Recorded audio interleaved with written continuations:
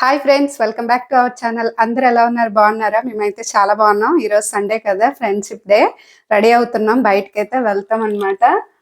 ఎక్కడికి వెళ్తాం తెలీదు, చూపిస్తాను. బయటకు వెళ్ళి మా ఫ్రెండ్ వాళ్ళు ఉన్నారు కదా, వాళ్ళ ఫ్యామిలీ మేము కలిసి బయటకైతే వెళ్ళి తినేసి అలాగా ఎక్కడికైనా వెళ్తాము. మీకు కూడా చూపిస్తాను. ఇక్కడ రెడీ అవుతున్నాను, ఇంకా మేకప్ అయితే వేయలేదు. ఫేస్ అయితే ఎలా ఉంది, మేకప్ వేసిన తర్వాత ఫేస్ మారిపోద్ది. రింగ్స్ పెట్టేస్తాను. బాగున్నాయి నాన్న డ్రెస్ మీదకి. ఇవి బాగుంటాయా? ఇవి బాగుంటాయి అనుకుంటాను. ఇవి ఒకసారి ఇవి చూద్దాం, ఆగు.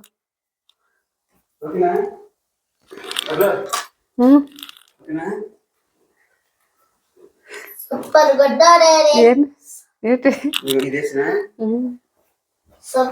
డాడీ. థాంక్యూ నాన్న.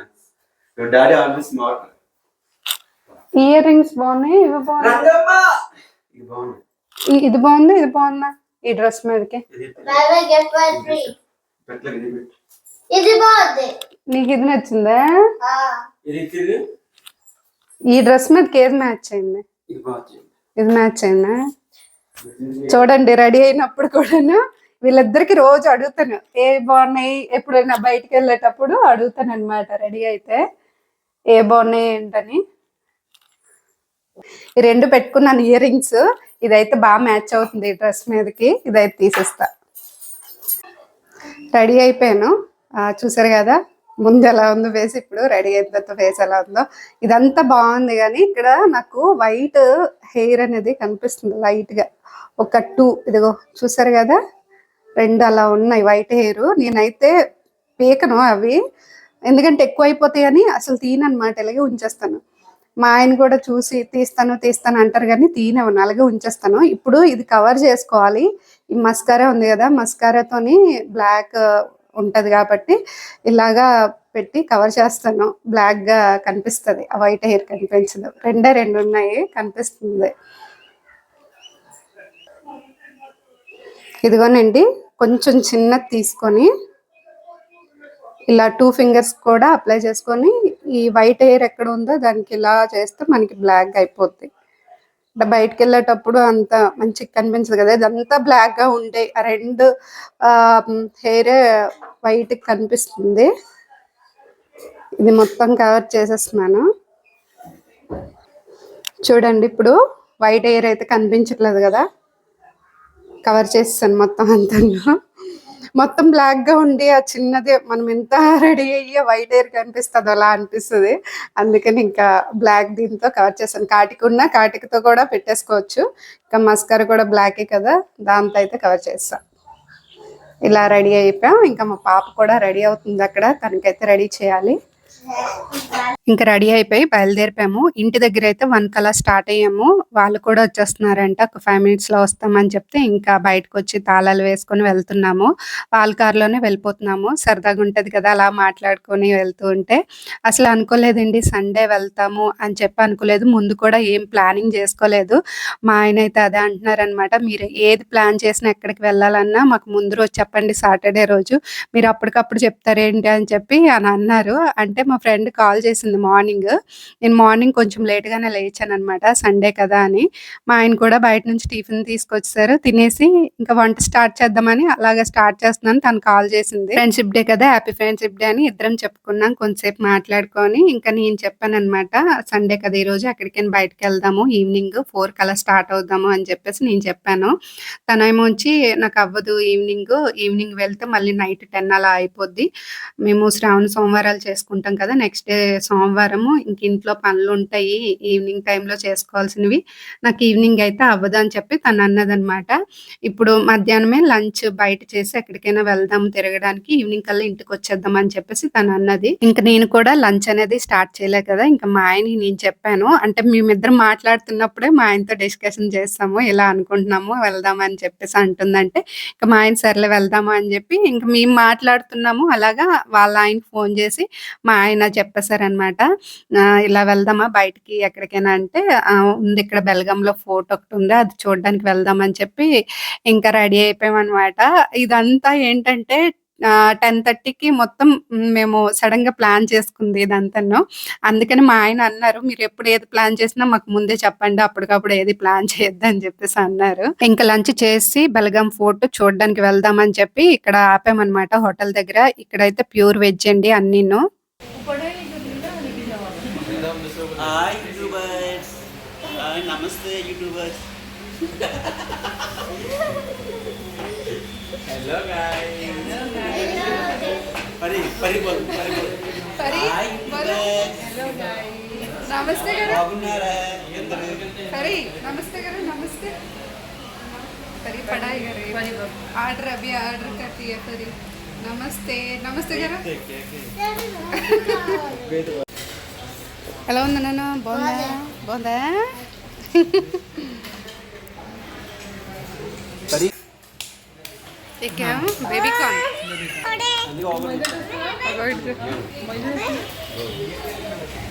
हिमालय पनीर हिमालय లోపల దీని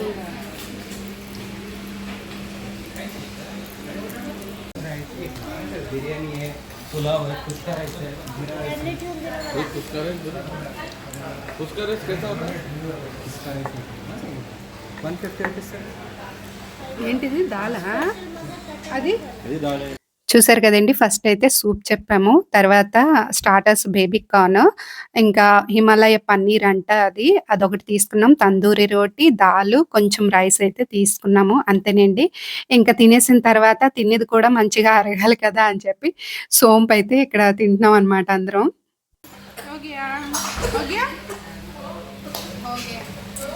ये हेमंत से है। హ్యాపీ ఫ్రెండ్షిప్ డే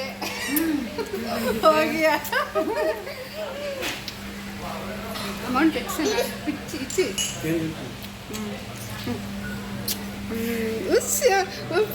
फिर से करो तो मजा अलग है ड्यूरिंग ये वो अलग मजा आता है। अब क्या किधर गए थे इधर ఇంకా ఫైనల్‌గా అయితే ఫోర్ట్ దగ్గరికి వస్తామండి. కార్ పార్కింగ్ చేస్తాం ఇక్కడే. ఇక్కడ నుంచి నడుచుకుంటూ మీదకి వెళ్ళాలి ఇంకను. అయితే ఇక్కడ ఏం మాట్లాడుతున్నాను తెలుసా? ఫుడ్ కోసమే అండి టాపిక్ అన్నమాట. డైరెక్ట్‌గా మాట్లాడాను గానీ, అది కొంచెం డిస్టర్బెన్స్‌గా ఉంది బయటంతాను. మైక్ ఉంటే కొంచెం క్లియర్‌గా వద్దునేమో. అయితే ఫుడ్ కోసం ఏంటంటే చాలా తగ్గించిందనమాట ఫుడ్ ఇక్కడికొచ్చిన తర్వాత. అయితే బయటకొచ్చేటప్పుడు మాత్రం నువ్వు తగ్గించక ఇంట్లో ఉన్నప్పుడైనా కొంచెం తగ్గించి తినుకున్నా పర్వాలేదు గానీ, బయటకొచ్చేటప్పుడు మాత్రం కడుపు నిండా తిను అని చెప్పేసి అంటున్నాను. నేనైతే నో కాంప్రమైజ్ అండి. బయటకు వచ్చేటప్పుడు మాత్రం ఫుల్ కడుపు నిండా తింటాను. అది ఇంట్లో వండుకున్నా సరే ఇంటి దగ్గర తినేసి కూడా బయటకు వస్తానన్నమాట. నైట్కి అయితే లైట్ గా తీసుకుంటాం ఫుడ్. ఇంకా అలా మీదకి వెళ్తున్నాం. మీదనైతే వ్యూ చాలా బాగా కనిపిస్తదండి. మీకు కూడా చూపిస్తాను. మీదన ఇంకా బాగుందన్నమాట. బెల్గాంలో క్లైమేట్ అయితే చాలా బాగుంటదండి. మాకైతే 3 years ఇక్కడే ఉంటే బాగుందని అనిపించింది. కానీ తప్పదన్నమాట. 6 months అయితే అయిపోయింది కదా పోస్టింగ్ వచ్చేస్తది. ఇప్పుడు మళ్ళీ పోస్టింగ్ రాకపోయినా మళ్ళీ 6 months తర్వాత మళ్ళీ అడుగుతారు. అప్పుడు మళ్ళీ ఇవ్వాలి. మార్చ్‌లో మళ్ళీ తీస్తారంట. అలాగ అడుగుతూనే ఉంటారంట. 6 monthsకి అడుగుతూ ఉంటారు. ఇక్కడ నుంచి మేము పోస్టింగ్ వెళ్తే ఇంకా 3 years ఏనండి కంటిన్యూగా ఉంటది. ఇప్పటి వరకు మేము పోస్టింగ్‌లో తిరిగాం కదా! ఈ ప్లేస్ మాత్రం నాకు బాగా నచ్చింది. ఒకటేనండి వర్షాకాలమే నాకు అంతగా నచ్చలేదు. ఈ వర్షాకాలం ఏంటంటే రోజుకి ఒక 4 times అయినా వర్షం పడతదనమాట. వర్షం వస్తూనే ఉంటది. జూన్‌లో స్టార్ట్ అయ్యాయి ఇక్కడ వర్షాలు. ఇంకా అలా వర్షాలు పడుతూనే ఉన్నాయి. మళ్ళీ అక్టోబర్ వరకు ఉంటాయంట. అలా పడుతూనే ఉంటాయంట. డిసెంబర్ అసలు మేము లాస్ట్ డిసెంబర్ వచ్చాం కదా! ఆ టైంలో కూడా ఇక్కడ వర్షం పడింది చలికాలంలో. ఆ తర్వాత ఇంకా వర్షాలు లేవు. సమ్మర్ అయితే ఇంకా బావుంటదండి. సమ్మర్‌లో సూపర్ అనమాట ఇక్కడ క్లైమేట్. అందుకని మేము సమ్మర్ హాలిడేస్ కూడా వెళ్ళలేదు. ఇక్కడే ఉండిపోయాము. మళ్ళీ ఈ క్లైమేట్ మనము చూస్తామో లేదా అని చెప్పేసి ఉండిపోయామన్నమాట. ఏసీ గాని, కూలర్ గాని ఏవి పెట్టుకోవసరం లేదు. అంత కూల్‌గా ఉంటది చల్లగా. ఇక్కడ వెజిటబుల్స్, ఫ్రూట్స్ అన్నీ ఫ్రెష్‌గా ఉంటాయండి. ఆఖరికి మిల్క్ కూడాను తక్కువ రేట్లు అన్నమాట. బావుంటాయి అన్నీను. ఫుడ్ విషయంలో అసలు మనం చూడవసరం లేదు. అన్నీ ఫ్రెష్‌గానే దొరుకుతాయి. ఇక్కడ చూడండి వ్యూ మొత్తం చూపిస్తాను. ఇంకా మీదకి వెళ్తే ఇంకా బాగా కనిపిస్తది. ఇలా ఎంట్రన్స్ ఇలా స్ట్రెయిట్‌కి కూడా వెళ్ళిపోవచ్చు. కానీ ఇలా వెళ్దాము అని చెప్పి వెళ్తున్నాము. ఇక్కడ చూస్తున్నారు కదా! గోడలైతే ఎంత స్ట్రాంగ్‌గా ఉన్నాయో. ఇవి ఎప్పుడో అండి ఇంకా ఛత్రపతి టైంలోన అన్నమాట ఇవన్నీను. ఈ ఫోర్ట్ అంటే ఆయన ఉన్న టైంలోనే ఇవి కట్టిన కట్టినవన్నమాట. ఇప్పుడు ఏంటంటే మనము ఇల్లులు కట్టుకుంటే 40 ఇయర్స్ వరకు చెప్పగలం గానీ, మరి అంతకు మించి ఎక్కువగా సంవత్సరాలైతే ఉండవు కదా! అవి పడిపోతూ ఉంటాయి. కానీ ఇవి చూడండి ఎంత స్ట్రాంగ్‌గా ఉన్నాయో. ఇంక రాళ్ళతో కట్టినవన్నమాట ఇవన్నీను. నాకు తెలిసి ఎంత తుఫానొచ్చినా, ఏదొచ్చినా సరే అండి, ఇవి అసలు చెక్కు చెదరకనే ఉంటాయేమో. ఇక్కడ ఫస్ట్ పైకి రాగానే మనకి గుడి కనిపిస్తదనమాట. సిద్ధేశ్వర టెంపుల్, శివాలయం టెంపుల్. ఇక్కడ ఈ శివాలయం టెంపుల్ ఉంది గాబట్ట ఆ పక్కన ఛత్రపతి శివాజీది కూడాను విగ్రహం పెట్టారనమాట. ఇక్కడైతే మహారాష్ట్ర వాళ్ళు ఛత్రపతి శివాజీని దేవుడిలాగా కొలుచుకుంటారండి. ఎక్కడ చూసినా మనకి శివాజీ విగ్రహాలే కనిపిస్తాయన్నమాట.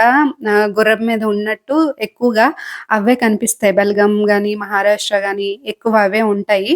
అయితే ఇక్కడేంటంటే స్పెషలు సింహాసనం మీద కూర్చున్నట్టుగా విగ్రహం ఉంది. చాలా బావుందండి చూడగానే. మీకు దగ్గరికెళ్ళి చూపిస్తాను జూమ్ చేసి. ఇప్పుడు శివాలయం టెంపుల్ ఉంది కదా! అది దర్శనం చేసుకొని అప్పుడు అక్కడికి వెళ్ళైతే మీకు చూపిస్తాను. मंदिर సిద్ధేశ్వర్. ये परी शूज काढ ना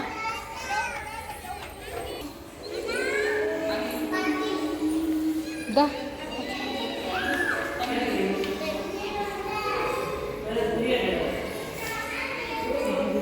इधर से दिख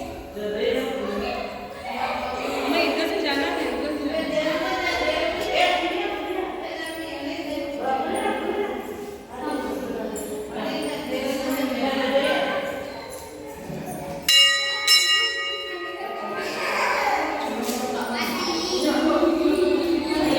వీడియో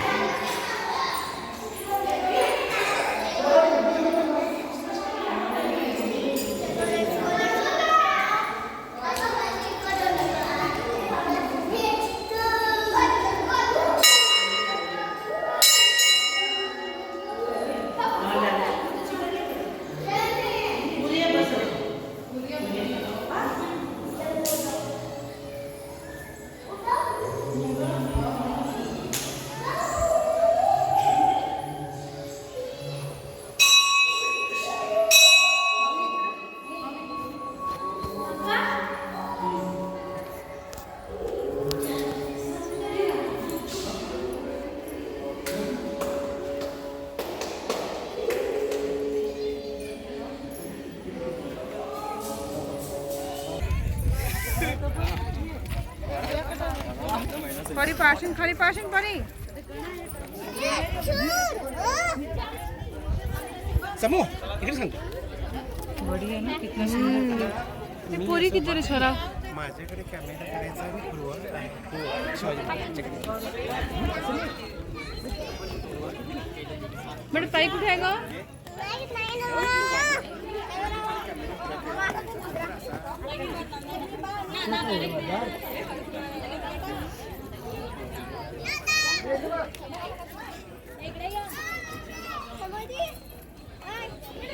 చూసారు కదండీ ఛత్రపతి శివాజీని దగ్గర నుంచి మీకు చూపించాను. మీకెలా కనిపిస్తున్నారు ఆయన? నాకైతే నిజంగా దేవుడిలాగానే కనిపిస్తున్నారండి. మనం పక్క స్టేట్ నుంచి వచ్చాము. నాకైతే ఇక్కడికొచ్చాకే ఛత్రపతి శివాజీ ఇదంతా స్టోరీ అంతా నేను విన్నాను గానీ, నాకు అంతకుముందు ఏం తెలీదు ఆయన గురించి. కానీ ఇక్కడ ఉన్న వాళ్ళు ఎప్పటినుంచో ఆయనకి పూజలు చేస్తూ ఉంటారట ఛత్రపతి శివాజీని. ఇంకా శివుడికి ఎలా పూజ చేసుకుంటారో ఆయనకి కూడా అలాగే పూజ చేస్తారంట. మహారాష్ట్ర, బెల్గాము ఈ బెల్గాంకి మహారాష్ట్ర బోర్డర్ దగ్గర మహారాష్ట్ర వాళ్ళు చాలా మంది ఉంటారు. గణేష్ పూజ చేస్తారండి ఎక్కువగా ఇక్కడ. శివుని పూజ కూడా ఎక్కువ మంది చేసుకుంటారు. మండే వస్తే శివుడికి పూజ చేసుకుంటారు. కొంతమంది ఏంటంటే అసలు నాన్ వెజ్ కూడా తినరనమాట. ఇంకా అలాగా ఇక్కడ ఏంటంటే వినాయక చవితి కూడాను బాగా చేస్తారని వింటున్నాను. చాలా గ్రాండ్‌గా చేసుకుంటారంట అందరూను. బెల్గాము, మహారాష్ట్ర ఇదంతాను. ఇంక ఇలాగా మేమైతే వాక్ చేసుకుంటూ తిరుగుతున్నాం అనమాట. ఈ పిల్లలతో అయితే చాలా భయంగా ఉందండి. ఈ గోడ ఉంది కదా! ఈ గోడ వైపు మనకి ఇలాగ నడుచుకోవడానికి చుట్టూ తిరిగి వ్యూ చూసుకోవడానికి అనేది కట్టారు. ఇక్కడ కిందన చూడండి. కానీ అదేంటంటే స్లైడ్‌గా ఉంది. పిల్లల్ని చూసుకోవడమే అయిపోయింది భయంతోని ఎక్కడ పడిపోతారో ఏంటా అని చెప్పి. ఇంకా అది చూసుకొని అలా కిందకి వెళ్ళిపోతున్నాం అనమాట. వెళ్ళేటప్పుడు కూడా చూడండి మీకు చూపిస్తున్నాను వ్యూ అంతాను. అదంతా చూస్తూ ఉంటే మీద నుంచి చాలా అనిపించింది నాకైతే. మొత్తం ఎక్కడ కూడా ఒక్క బిల్డింగ్ గాని ఏం లేదండి. ఏంటి పొల్యూషన్ కానీ ఏమి అసలు కనిపించట్లేదు. అంతలా ఉందన్నమాట. గ్రీన్‌గా నేచర్ అంతా చాలా బాగుంది క్లైమేట్ ఇక్కడ. మా క్వార్టర్స్ దగ్గర నుంచి ఇక్కడికి రావాలంటే 20 కిలోమీటర్స్. ఇదంతా పల్లెటూరేనండి. పొలాలు ఎక్కువగా ఉన్నాయి. అయితే ఇక్కడ ఏంటంటే కొన్ని ఏసారనమాట. మొత్తం చూస్తున్నాము. ఎక్కడ చూసినా వైట్ కలర్ ఫ్లవర్స్ ఉండి చెట్లున్నాయి. ఇదేం పంట అని చెప్పేసి అర్థం కాలేదు. మేము వెళ్ళేటప్పుడు చూసాం. అటు నుంచి వచ్చేటప్పుడు కూడా ఇవే ఎక్కువగా కనిపిస్తున్నాయి. ఏంటి అవి అని చెప్పి చూద్దామని ఇక్కడ కార్ ఆపారనమాట. దగ్గరికి వెళ్ళి మీకు కూడా చూపిస్తాను.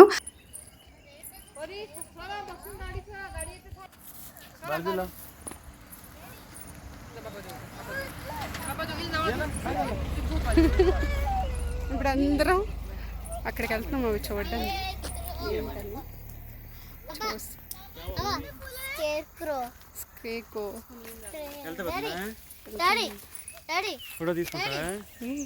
మా ఊరు సైడ్ పొలాల్లో అయితే వరిసేను, పెసర్లు, మినువులు చెట్లు అయితే చూసాను. ఇంకా వేరుశనగ చెట్లు కూడా వేస్తారు. కంది చెట్లు గట్ల మీద వేస్తారు. అవి కూడా చూసాను అవి ఎలా ఉంటాయో. కానీ ఇవైతే ఎక్కడా చూడలేదండి. కొన్ని వెజిటేబుల్స్ నాకు మొక్కలు తెలుసు, కొన్ని అయితే తెలియదు అనమాట.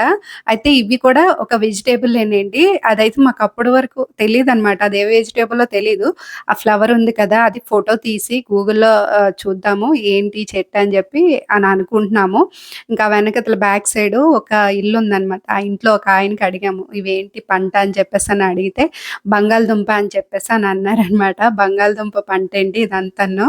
మా ఫ్రెండ్ వాళ్ళకి కూడా తెలియదంట. మహారాష్ట్ర సైడ్ ఎక్కువగా ఈ పంట పండిస్తారు. నేను అడిగాను ఎప్పుడు చూడలేదా అంటే ఎప్పుడు చూడలేదు, ఇదే ఫస్ట్ టైం మేము కూడా చూడడం అని చెప్పేసి అంటున్నారు. అక్కడ కొన్ని ఫోటోలు అయితే తీసుకొని బయలుదేరాము. ఇక్కడ మార్కెట్లో అయితే తిని పూజ సామాన్లు అయితే తీసుకుంటుంది. మనము శ్రావణం శుక్రవారాలు చేస్తూ ఉంటాం కదా, వీళ్ళు ఏంటంటే మహారాష్ట్ర వాళ్ళు శ్రావణం సోమవారాలు అయితే చేస్తారంట. అందుకని ఇక్కడ పత్రి అవన్నీ తీసుకుంటుంది, పూజ చేస్తుంది.